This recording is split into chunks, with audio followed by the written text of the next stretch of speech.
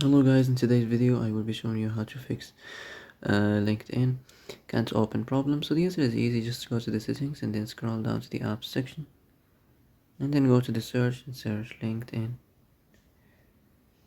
and then go to the storage, and here you will find this clear cache option. Click on it. Now you can go check it if it worked, and if it didn't you can try to restart your phone or turn the Wi-Fi off and on, or the Bluetooth or the airplane mode.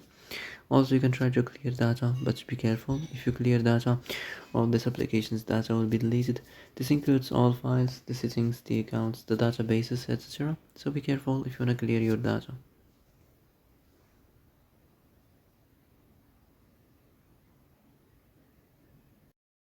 And that's it for today's video. I hope this is the answer you've been looking for. If you like this video, don't forget to like and subscribe, and see you in the next video. Thanks for watching.